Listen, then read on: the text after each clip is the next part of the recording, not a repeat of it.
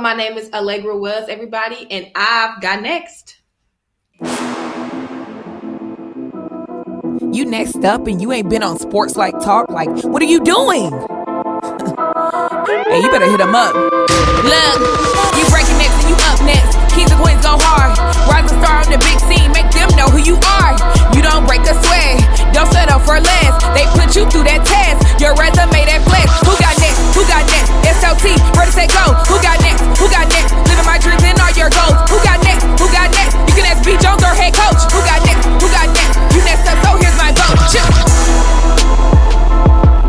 Welcome back to another episode of Sports Life Talks. You Got Next, a series where we are scouring the globe, finding you guys these stories of amazing human beings doing phenomenal things and accomplishing big dreams. And Kevin and I, since we created this platform, we have traveled all over the globe, both big cities and small cities. We've told you stories of agents. We've told you track stars, basketball stars. We've given you a little bit of everything, and even Batman. We've told you about players that are the high-level Batman players. But today, we break ground once again, and we go to uncharted territories as we venture into not just golf, but we are going to tell you the story of Alaygra Wells, African-American, former HBCU alumni, a golfer who is really trying to spread the word about golf in our African-American community. So before we get to that phenomenal story, I am your host, the mouth of the South, B. Jones, straight out of Louisiana. I'm rocking alongside of my co-host, my best friend, my brother in crime, partner in crime, the head coach KT. How you doing, Kev? I'm doing great, B, but you know what's funny? I've always wanted to be a golfer. I'm cold at putt-putt, but I know if I got there on the real course, it'd be a problem. So maybe Alaygra can help me out. Kev, embarrassing to say this, man. I got $800 worth of clubs, shoes, all kind of towels, golf balls in the garage, and I don't even touch them, man. Hey, listen, for those of you who are joining the show for the first time, we want to say thank you. Gracias. Welcome to the show. Checking out the channel means a lot to us. We need to ask a small favor of you, something that won't cost you a penny. On the count of three, in the spirit of love, in the spirit of collaboration and family, we want you to smash that subscribe button. Here we go. 1, 2, 3. Boom. Hey, okay. You just helped the show to grow. It goes a long way. We are right now in a process that Kevin and I calls the takeover, and we are trying to get to 1,000 subscribers. And trust me, we just want you to be along for the ride so you can hear and learn more about other stories of phenomenal people like Alaygra Wells. All right, so welcome to the Sports Life Talk family. They got it easy, Alaygra. Not so easy. We gotta take you through what we call Sports Life Talks initiation. Are you ready for that? Hey, I'm ready. Hey, I'm already here. I'm ready. Let's go. All right, so we got a 7:00 tea time right now, and you going first. All right, for this this trio, you going first. All right, go, Kev. All right, Miss Wells, in order to initiate you into the SLT family, you got to give us your top 5 hip-hop artists. Okay. All right. So my top 5 hip-hop artists has to be Tupac, Biggie, Third, Dr. Dre. I'm a big old school head, so that's just me. And then for like my generation, T.I. and Lil Baby. So that's 5. It's funny you say that. I'm actually trying to figure out a way to process this, right? Because there technically is 2 different genres now. You know, there's a top 5, which is going to be kind of the greatest of all time, and then we need to start having like who's the top 5 under 30. I don't know how you could word that, but there's 2 different top 5s, and you just combine them together. I did. I love that. That's a mixture of both. Yeah, that's a legitimate top 5. I'm just saying for the people out there, we need to think about how we frame that up in those conversations in the barbershops and the beauty salons going forward. Okay. Okay. Got it. Man, that's too much work. Let's just do top 5. Okay. All right, so give us your favorite sports teams. So being from Atlanta, ATL, so I'm definitely gonna have to, even though they disappoint us from time. Every year, Atlanta Falcons. I mean, I have to represent for my hometown. So the Falcons. Like I said, I have to give credit to my Hawks because they did a wonderful job, of course, as you all see. So besides my home teams, I would say for basketball, Golden State. I'm really loving this Phoenix Suns team. Like with Chris Paul in the mix, like I definitely feel like he's deserving of a championship. So I would have to say the Suns. Hey, I feel like that's a team that they rebuilt it, and hey, they could really go far. As far as football, I know I said Falcons. I really don't have a favorite football team, besides my team. So I just like watch them all, honestly. Just all fun. So if Phoenix don't get together on Tuesday, then Kevin, they watching this a couple of months now. So it they don't probably matter. already know who won the series at this time. It don't matter. But all right, so who is your favorite superhero and why? I like to say Wonder Woman. I definitely been a favorite superhero of mine when I was young, but my all-time superhero would have to be Malcolm X, Angela Davis. Angela Davis? Yes. What? Okay. Yes, those are definitely my superheroes. Okay, Miss Davis. Every superhero needs her own theme song. What would your theme music be? So, my theme song would be, and I'm going to take it back again, Tupac, All Eyes on Me. That's mine. All Eyes on Me. Yes, because when I walk when I'm doing my thing and in my own zone, I love to have that in my head playing. So when you said Malcolm X, I thought you were going to say Nuck If You Buck. I just didn't know where that was going from. Oh my gosh. Hey, but I got to give you credit for your top 5, especially the Atlanta Falcons. As my boy at 𝐥𝐤𝐤 podcast will say, you still on that narcotic? After that 28 to 3. I still don't even want to remember that. Or I just wish it would. It's just a thought that I could just escape my head. But it's like we will always be of course, the laughing stock of that moment. And of course, I just hope that we change that. Yeah, it's gonna be tough. It's gonna be tough. Yeah, because last season it was like 3 games y'all were winning. And then the Cowboys came back and beat y'all. That's the one I'm worried about. Oh my goodness! Yes, that game is bad. Wow, it was so embarrassing. It was so embarrassing. Hey, but it's even more embarrassing for these Cowboy fans because if you can't beat them, you join them, right? So the Cowboys beat y'all, and then went and got your head coach as their new defensive coordinator. Go figure. You see how that worked, right? Go figure. High aspirations, right there. I'll take them. Hey, right. Alaygra Wells, welcome to the SportsLifeTalk family. Love your energy. For those of you out there who are rocking with us, she's actually what I would consider a sports personality, just like Kevin and I, right? This is a colleague interview for me and Kevin. We noticed her through some of her videos and highlights on social media through Petty Sports. And then digging a little bit deeper, I mean, you have such a great charismatic voice, a lot of opinions. I can see you being up there with the Maria Taylors. You got a tremendous upside. But after digging, I found out that you had a sports background yourself, right? Yeah. Former golfer, graduate at Savannah State University, a HBCU alum, and now you're doing a lot of big things. So let's talk about some of this stuff you got going on. So first. Let's just open up the can of worms, right? Let's address the elephant. How did you get into golfing?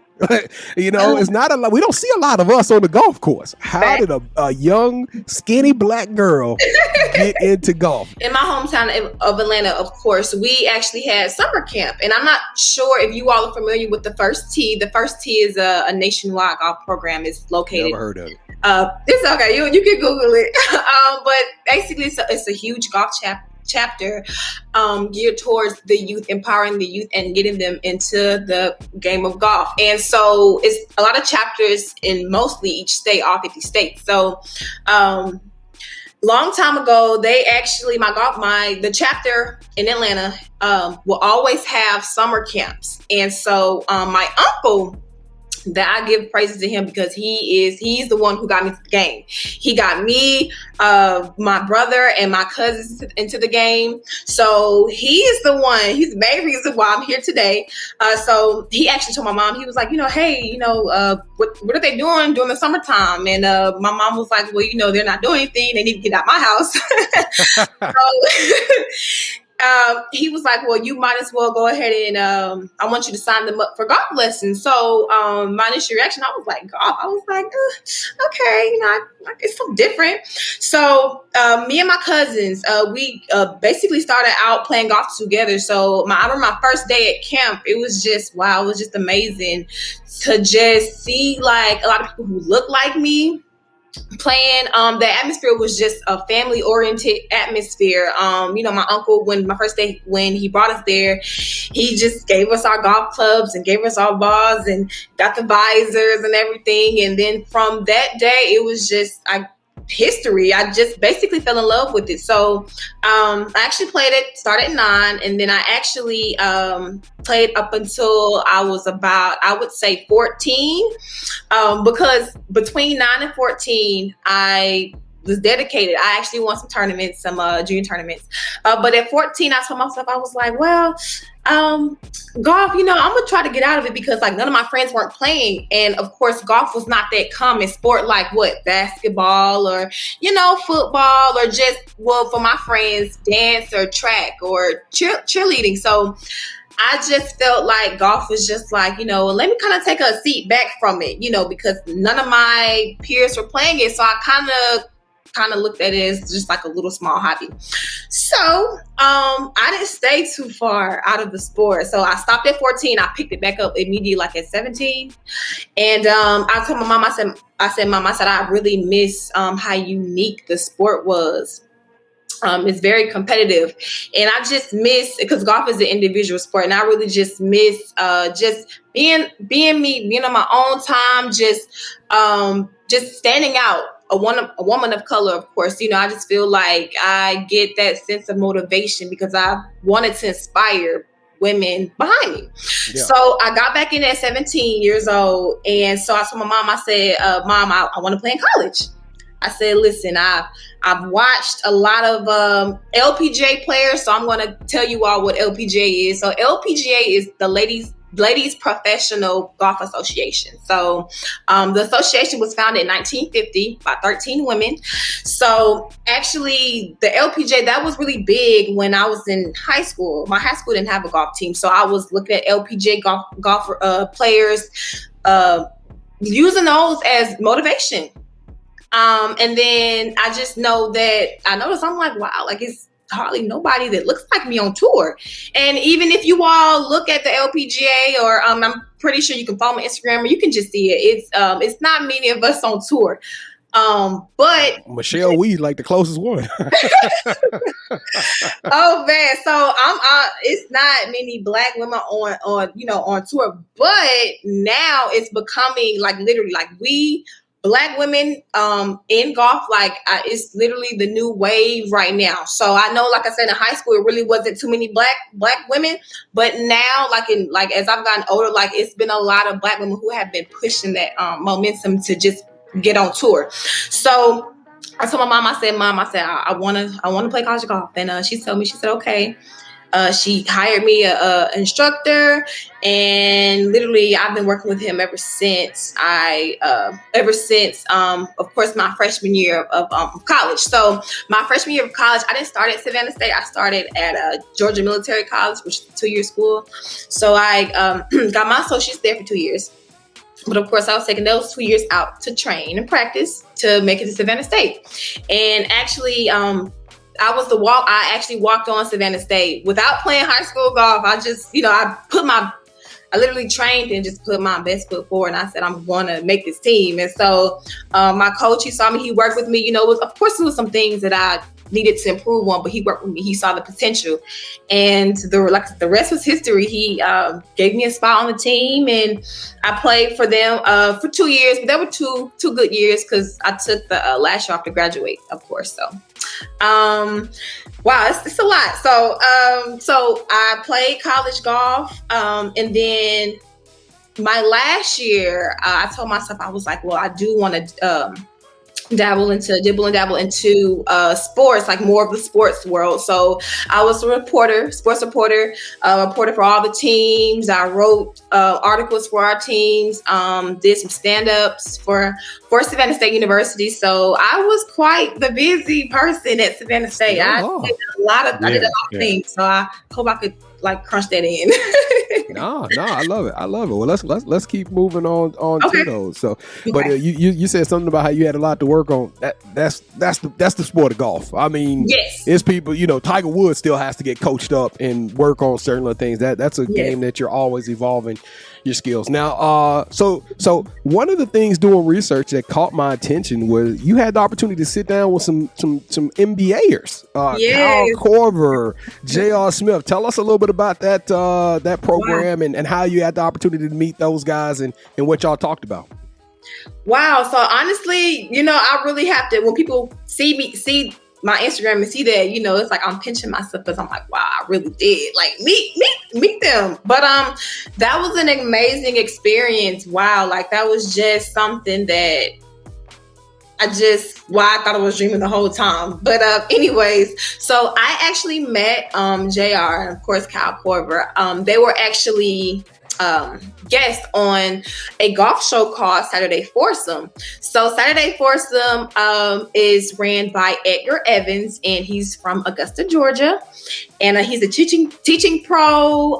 He's done a lot with golf, just a big inspiration. Him being an African American man, he has his own golf show. So I feel like that's a huge platform, and it means so much. I just feel like that breaks barriers. So if you all can check it out, he actually has his show on Amazon Prime. So you all can check it out. Yes, check it out on your free time or what have you. So actually, I reached out to Edgar maybe I think last year, and I said, hey, I love what you're doing.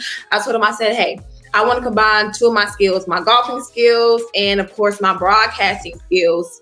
Match that together. And I told him, I said, I would really like to help you on your show. And he gave me a chance and he said, okay. So basically I was helping him out with the show, basically learning everything that goes on behind the scenes, preparations and things of that nature. And the first show, because I know COVID had just pushed everything back. So my first show, the first show was with, of course, JR and Kyle Korver. So it was just amazing. Wow. Right. So you get this opportunity, your first show, like, hey, no warm-ups? Like, honestly, I don't even think he told me that they were going to. Well, no, I looked at the script and I was like, wait a minute. JR Smith, Kyle Korver. I was like, wait a minute. Like, just make sure. Hey, that's what you did, too. You fixed your hair and everything. But just to make, I want to look presentable every week. But that was just for it to be my first time on set, and then for them to appear on the show, like it was amazing. So just sitting down talking to them, I mean, they're really cool. Just people, just like all of us, just like we were chatting. That's how I was chatting with them. And then as the pictures that you see, I actually have my own golf vlog, and the pictures that you see on Instagram, I actually asked them a few questions just about golf and how they can relate basketball to the game of golf. And I know JR, I didn't know Cal was a big golfer, but I know JR Smith is a huge avid golfer, and I just know that this is just going to be right up my alley just to interview him. And I know he's a fan of the game and just things of that nature. It was just amazing. They're super cool. Wow. So now you got the journalism thing going. You rocking and rolling. You broadcast. You working with Petty Sports. You all over the place. And then you drop bombs on us that you actually interning at the Lpga. What's really real, Ms. Wells? What's going on? I know it's a lot that's been happening over these past 2 years. So that's monumental. Okay, that's why I'm just trying to woosah. So I actually started interning with Lpga June. So of course last month is July. So last month I started interning with Lpga, and honestly, this has really been my dream job. I've always been a fan of the association. I mean, just like you all said, it's golf is that sport where people think it's like people think, oh, it's the old white man, rich white man sport, but it's a sport for all. I don't want people to get caught up in that stereotypical slang that golf is for white people. No, it's for people of color. It's for anybody to get into it, and you don't have to be hitting the ball like Tiger Woods. It's just, as long as you get into the game and just, you enjoy it, that's what it's all about. But I started in June, and I'm actually the Lpga Foundation intern. So I more work with the kids. So work with little girls who were little girls like the ages of like 14 and younger, and I just motivate them, inspire them. We actually have clinics. I'm actually traveling to Virginia and San Francisco in the next 2 weeks. So that's basically what my job entails, just working with the youth and just setting out lesson plans. Like, I'm in the office a lot, setting out lesson plans of what I want the girls to work on, as far as getting all the girls just motivated and making sure that golf can be fun for them. Because I know sometimes they think it's boring, but my main purpose is to just make it enjoyable and just make it fun for the youth. So that's basically my position here, and this has been like my dream job, of course, since I was in high school. So it's just amazing. It's amazing. I'm gonna need you to make it fun for me. I go out there and whack grass, Okay. be putting plugs in the dirt, Okay. cussing up a storm. That's Okay. So, Alaygra, how do we get the game of golf more mainstreamed in urban areas? Wow, that's a good question. So, well, honestly, I know now golf has been getting more attention, and you said to get it more mainstream. I just feel like, I don't know if you all follow. Well, I'm pretty sure you all have TikToks and stuff. But I know a lot of people on TikTok are on the golf course a lot and just creating like new innovative ways to make golf fun. So I would say, I know social media can be, of course, a great platform to make golf, of course, mainstream, and just to make it more, make it more bigger than what it is. Because it's growing. And I know when COVID came, a lot of people got into golf. A lot of people came to me and they was just like, I want to learn how to play golf around COVID. So I was really busy around that time, because I had friends and family members who were bored with their lives and they wanted to play golf. So social media is a great outlet to make it more mainstream. And honestly, seeing more of us out there will make it more mainstream as well, because we're the culture, we're the culture. So stuff like that, I think that will make it more mainstream. And I have a lot more, but y'all go ahead. You know what, Kev? I'm sorry to interrupt you, because you asked a great question, Kev, and I want to make sure that I followed it up with something that's I'm curious about. I mentioned, I don't know if I said it on the show or backstage, but I mentioned that I got $1,000 worth of equipment in the garage. When you start looking at shoes, and is there an inexpensive way? For a kid to go pick up a basketball and some Nikes and a pair of shorts and a shirt, you can go hoop anywhere, right? It's accessible. Is there an inexpensive way for African Americans to play golf? You know what? That's a great question, and unfortunately, it's not. But the Lpga and PGA, they are making it more. They're trying to make golf more affordable to the youth, because just like you said, golf is expensive. It's not a sport. Just like you said, you can just pick up a basketball and hoop, or just go to your local football field and just play football. That's right. You know what? I feel like the Lpga and the PGA, they are working on ways to make golf more affordable. Because you have to make it that way just for more people to get into it. And people who are less fortunate, what if they want to play golf?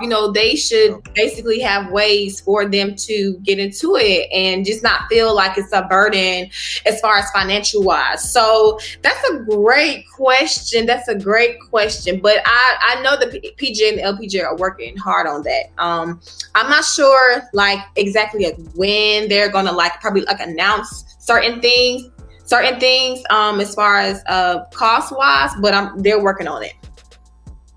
Okay, so what is the one thing that golf has taught you that you can use off the course? Patience. Patience. That's number one main thing. I know that sometimes I can be impatient.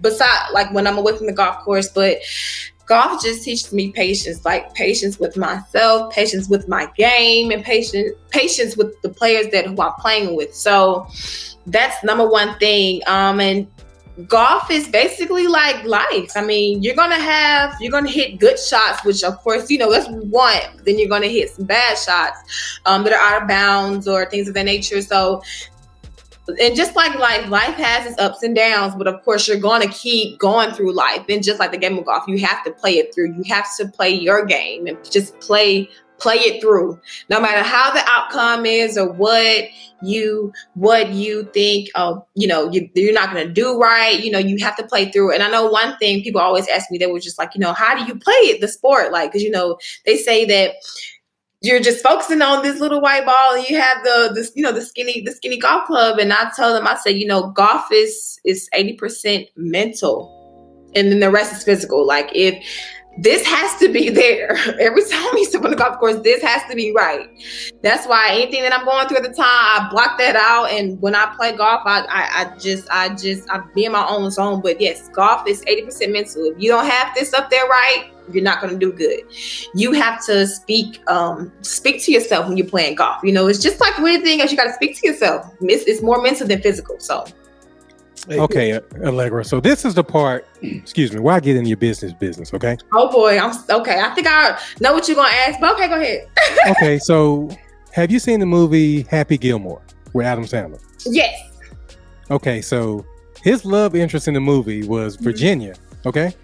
Okay. So let's pretend that you're Virginia. Okay. Is there a Happy Gilmore in your life right now? Let's just say that I am taken by the money, right now. You taking the what? Taken by the money right now. I'm unavailable. So. Okay. But yeah, honestly, as of right now, I'm just focusing on me. I have so much going on. Yes. With my life. Honestly, I'm just gonna be real with you. I have so much going on with my life. So I'm really taking from my career. And I know my career is gonna, make me some money. So yeah. But of course I do have a social life, of course, but I'm just focusing on just doing what I have to do to make it to the next level. All right, B. Jones. With that said, I think it's time for championship rounds. Let's go. Okay. Oh, all right. So I don't know. Maybe you call it the 16th and the 17th and 18th hole of golf. Okay. I don't know what the name of those are. But this part of the show, Kevin and I, we compete in what we call championship rounds. Now, are you familiar with the terminology or the game Would You Rather? Yes, I haven't played in a long time. It's okay. Okay. We're gonna make this very simple for you. Oh boy, should I be here? Okay, the rules are very simple. Kevin and I, each as hosts, will give you an option. You have to select one of those options which are most applicable to yourself. Okay. The first host that gets 2 points or the best out of 3 will win this episode's game of championship rounds. And for those of you who are keeping up with this out there in TV world or watching the channel, the score right now is Kev +1. I know that's a golf term, right? No, yeah. Kev is +1. Yeah, but we don't want to be +1. I know. I thought about that. Yeah. Right. Kev is winning. Kevin's winning 31-30. Okay, so it's time for me to make a comeback, and I don't know why I feel really good about this opportunity. So did you have any questions before we get started here, Alaygra? No, I think I'm good. I'm good. I don't have any questions. Well, first off, you're great because I recognize that talent and I reached out to you and invited you to the show. Okay. So, all right, Kev, you go first, sir. Did you really do it? That's debatable. We'll talk about that some other time, sir, but nice try. All right, Alaygra, would you rather be a full-time reporter for the Lpga or would you rather host your own golf show on any network of choice? Host my own golf show on any network of choice, period. Okay. Yes, ma'am. Yeah, you see that? Hey, I just got a birdie. That's a birdie. Okay. All right. Point B. Jones. Oh, my God. Okay. All right, round number 2, the 17th hole. Alaygra Wells, would you rather host golf events all around the world where you bring the golf game to young women of color, or work with the Lpga to host college and high school girl golf trainings at Savannah State? I would go with the second one. I will definitely work with the LPGA to host golf tournaments with high school and college, because it's a lot. Listen, it's a lot of Black women, and that I'm actually going to name it a few, but it's a lot of Black women who play college golf, and they're up next. So I would definitely work with the LPGA to get more attention to those young ladies. Hey, we need to have them on the show after you. So yes, please. Round number 3, 18th hole for all the marbles. All right, so here we go. Would you rather become a legendary broadcaster and work with any team or golf broadcast of your choice, or join the LPGA Tour and win 16 majors, surpassing Patty Berg, the legendary Patty Berg? Okay, look at y'all been doing okay. Wow. I know what you said for the second one. Say it again for the first one. become a legendary broadcaster and work with any team or golf broadcast of your choice? I would honestly play on the LPGA Tour and win 16 majors. That's what I would do. And hole in one for B. Jones. Oh my gosh. Oh man. Oh, it feels so good to win. Okay. Well, B. Jones, technically the hole in one terminology just then probably wouldn't work since I did win one of the rounds. Okay. Keep going, sir. Eagle. Keep going. I'll take an eagle. I'll take an eagle for the win. There you go. All right. And I did that all with a 7-iron. All right, cool. So, hey, Alaygra, so you're super fun. You're super energetic. I'm surprised that ain't no dude out there trying to lock that down. I mean, okay, go ahead. No, you was about to tell. You was about to tell her you yourself. Can't do that now. I don't want to get into all that right now. They, I do have a lot of them. They in my DMs and stuff. So Gentlemen callers. Okay, all right. I see you. But listen, may the best one win. If they ready to go 1-on-1, huh? Tell them they got to beat you in a game of golf for your heart. That'll exactly. All right, but the title of the show is "You Got Next," Alaygra. So tell us, what does the future hold for somebody who is just brilliant, bright, energetic? What does the future hold for this young lady out of Savannah State? The future is big and bright. I actually so of course, like I told you, I'm working with the LPGA. My ultimate goal is I want to travel and play golf, of course, and I want to have my own golf show. So basically traveling different courses around the world, playing golf, and of course recording my journey along the way. So I want to be a golf reporter, as you all mentioned before. I'm not sure if you all are familiar with Troy Mullins. I don't know if you all familiar with her. You listen. Y'all have to get up. Listen, but I'm not gonna lie, B. Jones. You have done a good job. Like researching some of the terminology and stuff. So I see you too, KT. We know who your favorite host is. Okay. But Troy Mullins, she is my like idol. So she actually was the long drive tour winner, and the long drive is the competition where basically who hits it the furthest, and she's a 2-time champ on the long drive tour. The long drive tour. And so what she's doing now, she's a golf reporter for Golf Channel. And so she travels and she plays golf. And she's played in some professional tournaments. So, and then of course, while reporting as well. So I definitely want to be like a golf enthusiast. I'm trying to boil it down to like one thing. Cause if I say golf reporter, I feel like that's just like mainly reporting on golf, but I want to do it all. I want to play it. And I also want to, of course, like report on it to make it fun. So Troy Mullins, that's definitely who I look up to. She is just amazing. She's amazing. And African-American woman, she actually went to Cornell, if I'm pronouncing that college right. She went there, she played track, but then she got into golf later on. And, in her tenure. And I know it's a lot of Black women who professionally, who are who are game changers. Cheyenne Woods, I'm pretty sure you're familiar with her. Tiger Woods' niece, yeah. Right. She's a 3-time winner on the Lpga tour. Sareea Freeman, she's an Atlanta native. She actually helped her college team clinch the NCAA title in 2015. Wow. Shots to Avery Hart. I mean, you all, it's endless. Like I said before, when I was getting into the golf, it wasn't as many Black women as it is now who are game changers, who are breaking that barrier. So Cheyenne Woods, Troy Mullins, Sareea Freeman, shots to Avery Hart. She's the 4th African American to play on the Lpga tour. So it's a lot of them. And then up and coming, Haven Ward, Haley Fisher, and Bailey Davis. Those are 3 young ladies who were definitely going to be game changers in the sport. They actually are younger than me, probably I think 18, 19, 16. Wow. So those young ladies, they are basically going to reach level of stardom pretty soon. So I had to put that out there because those ladies, they inspire me. So, hey. B. Jones, before you say something, when you get a chance, please go look at Miss Troy Mullins. Please, okay. Yes. Please go look at her. Yes. I feel like I know how his face is going to look when he sees her, when he types her up. Yeah, just real quick, just look at her.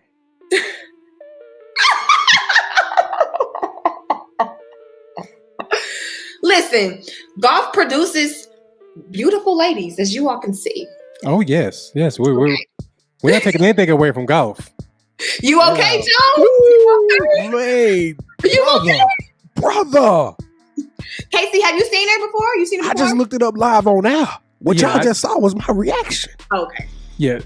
I looked her up live too while you was talking. I was like, hold on, let me look up Troy Mullins because you kept, going back to her. Mentioning her, I know. I've actually talked to her.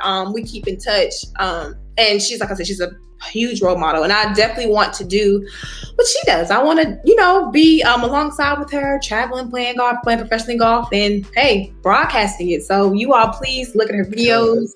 I don't know if she gonna find this offensive or not, but she kind of got that Stacey Dash vibe to me. No. I'm talking about the look.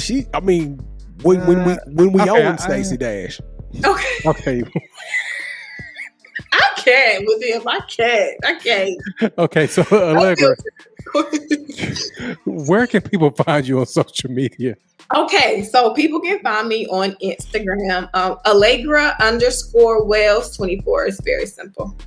And do you have any shout outs that you want to give? Shout out to all the golfers I just mentioned.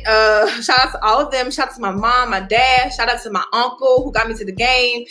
Shout out to just my whole family. Everybody.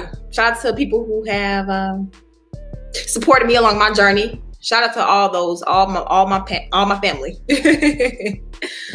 All right, Alaygra Wells, you are phenomenal, and thank you. Got next. We want to thank you once more for stopping in on the set of the show. Yes, this was a blessing. I'm so excited. I'm about to go dust the clubs off. I'm gonna go put them to work. I'm gonna challenge Kev to a game. Kev. Okay. Now Kev going around talking smack to all the guests. I can beat them at 1-on-1. Kevin, do you think you could do something with her on if she gave you a handicap? Gave you a lead? I said at the beginning of the show, I'm cold at putt. I said I have no clue what to do on the golf course. But no, why would I talk trash? I know I can't. Kevin, the putting is the short game is putting, and putting is very important in golf. So make sure you keep that up because you have to score. So make sure you keep the putt up. That's very important. Yeah, unfortunately, Larry, he can't take the little blue ball and knock it off the walls. Yeah, I'm not even trying to. See, what B. Jones does, what he didn't tell you, we've interviewed a lot of college coaches. Oh, okay. So I got like 40 games I got because of him running his mouth. Now you got one golf one. No, I didn't. I'm not accepting that one because I know I'm going to lose. Putt, yes. Meet me on the putt course, Alaygra. Then we can go somewhere. Okay. Alaygra, we coming to Atlanta, and the putt game has been officially. You have been challenged. Sports Life Talk. Hey, we gonna do it. I want you to get a couple of young black golf players, big names out there, some people that's really doing it. Yes. Me and Kevin gonna challenge them to a putt game. We're gonna put it all on wax and go live with it. Kev, you ready for this? Okay. I stay ready for putt now. We go to the greens. Only greens I know is getting cooked right now in the kitchen, man. Hey, that sounds good. I'm hungry actually anyway. Hey, Alaygra, we love you and thank you so much for coming on the show. Listen, those of you who stopped by and checking us out, joining the channel for the first time, remember, smash that subscribe button. We need the support. We are very maniacal about engagement. We know that being a part of our family and us being a part of your life, it takes time for you to turn these shows on. It means a lot to us. So if you say hi, we say hi back. If you tell us how Kevin can't do nothing with a golf club, I'm going to not only respond, send you the smiley face emoji, and I'm going to like it, but we are going to respond and give you our feedback. And also, Kevin and I, we perform live on Wednesday nights at 8 o'clock p.m. Central Standard Time. We go on Facebook and YouTube. All you have to do is smash that subscribe button or search Sports Life Talk on any platform. We will be there, and you could definitely join in the action, the nonstop fun, and be a part of the family. Kev, any last words, sir? What am I missing? So I just realized I lost in the championship rounds, so I'm definitely not gonna lose in putt-putt, Alaygra. So I'm coming for you. Ooh, We're that's my dog. see. We're gonna see. I like to know this. He's scared. Hey, he is scared to death, Alaygra. Look Not at in putt-putt. I can play putt-putt. I ain't scared. Hey, the tournament is on. It is on. The tournament of Sports Life Talk you got next. Putt-putt tournament coming to Atlanta, Georgia sometime before the end of 2021. Hey, listen, we want to thank y'all again for stopping by the show. We love y'all. Y'all stay safe, be blessed, and please, please, please, please take care of one another. The world has become a crazy place. Yes. Hey, we will see y'all again next time on Sport Life Talks You Got Next. Yes. Thank you all. Thank you.